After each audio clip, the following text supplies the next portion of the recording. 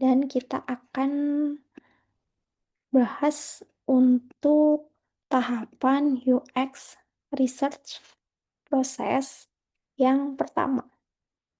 Oke, untuk capaian pembelajarannya di sini diharapkan teman-teman mampu menjelaskan dan menerapkan tahapan UX design untuk tahapan empathize dan juga define. Nah, yang pertama di sini kita fokus ke tahap satu terlebih dahulu ya, yaitu empathize. Jadi tujuan dari step satu atau empathize yaitu untuk memahami latar belakang, harapan, motivasi, serta frustasi pengguna ya. Dan desainer itu harus bisa merasakan apa yang dialami oleh user agar bisa menciptakan solusi yang benar-benar relevan dan juga bermanfaat. Dengan caranya ya melakukan riset. Nah, untuk tahapan empathize itu bisa dilakukan dengan beberapa step. Untuk tahapan desain thinking-nya, yang pertama itu kan sekarang ya, yaitu empathize. Nah, empathize itu bisa dilakukan dengan beberapa step. Yang pertama, kita bisa adakan user research dengan observasi ataupun wawancara. Observasi dan wawancara itu adalah dua hal yang berbeda. Kalau untuk wawancara, kita itu biasanya lakukan langsung dengan user. Jadi bisa secara offline maupun secara online dengan pengisian kuesioner ya atau G-form gitu yang biasanya teman-teman pasti sering sekali melihat di real life gitu ya. Kebanyakan kuesioner itu menggunakan G-form. Nah, tapi kalau misal pengen mengetahui kebutuhan user dengan lebih jelas, itu bisa dengan wawancara secara langsung aja. Jadi, interaksinya lebih banyak dengan user sehingga apa yang dibutuhkan user pun bisa kita tanya-tanyai dengan lebih dalam gitu. Nah, tapi kalau untuk wawancara secara offline ataupun online itu memiliki beberapa kekurangan dan kelebihan. Nah, kalau untuk wawancara secara offline, keuntungannya yang pertama jelas tadi ya, bisa memahami user dengan lebih mendalam. Nah, tapi untuk kekurangannya adalah kita harus spare waktu yang lumayan banyak ya untuk wawancaranya mungkin satu orang berkisar antara 15 sampai 30 menit, lalu belum lagi untuk menentukan jadwal dengan orang yang kita wawancarai gitu, kapan bisa ketemunya, lalu ketemunya nanti di mana, gitu juga memerlukan biaya lebih ya. Itu untuk keuntungan dan kelebihan dari wawancara offline. Nah, kalau untuk wawancara online, keuntungannya ya kita bisa lebih fleksibel, lalu dari segi biayanya juga lebih sedikit, dan kita untuk waktunya bisa lebih pendek juga, karena kalau untuk pengisian kuesioner paling hanya 5 sampai 10 menit ya, nggak perlu lama-lama gitu. Nah, kalau misal sudah melakukan wawancara atau observasi, langkah selanjutnya bisa dilakukan dengan pembuatan empathy map, identifikasi poin-poin dan juga membuat user persona. Nah, yang pertama, tadi ya kalau untuk tahap wawancara ataupun observasi, nanti hasilnya bisa dituangkan dalam tahapan, hasil user research ini ya. Jadi berupa kesimpulan langsung aja.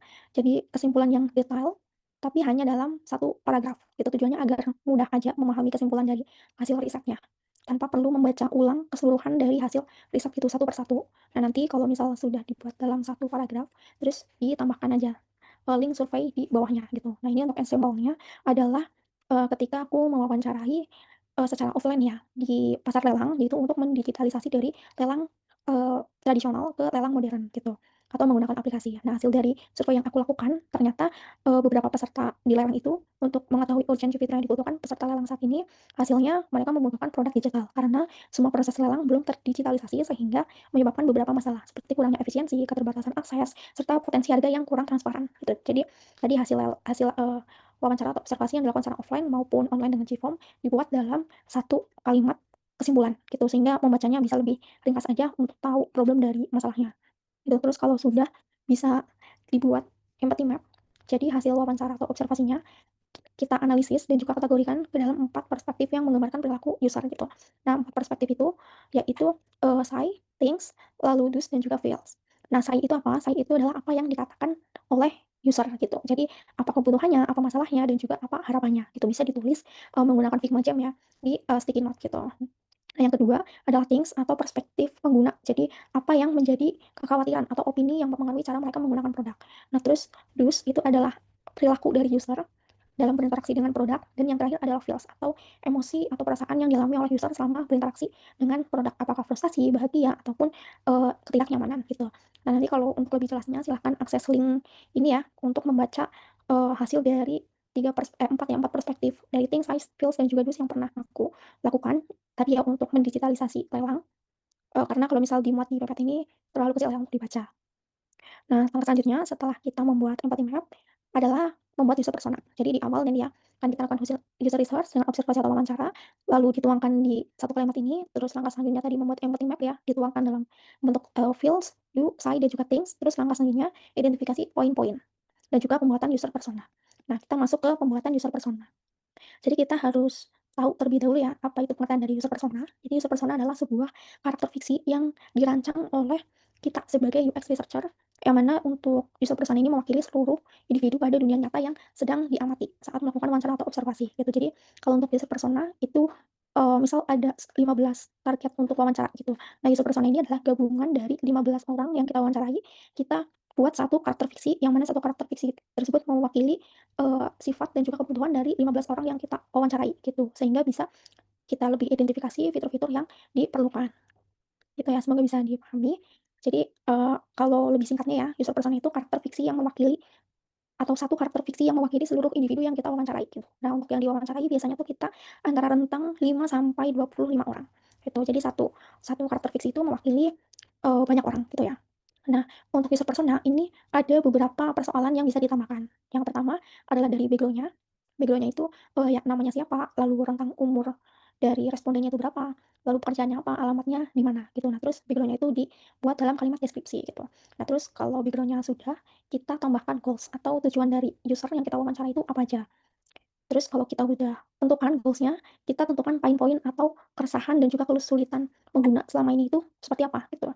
Apakah kesulitannya karena kalau Cashku tadi ya lelangnya belum terdigitalisasi berarti, harganya tidak transparan, terus proses lelangnya bisa memakan waktu yang lama gitu. Lalu datanya juga rentan untuk hilang karena semuanya masih tertulis di fisik buku yang mana itu bisa dirobek atau kalau kehujanan tidak bisa terbaca lagi gitu dan lain sebagainya gitu. Pokoknya keresahannya semuanya ditulis ke dalam poin-poin.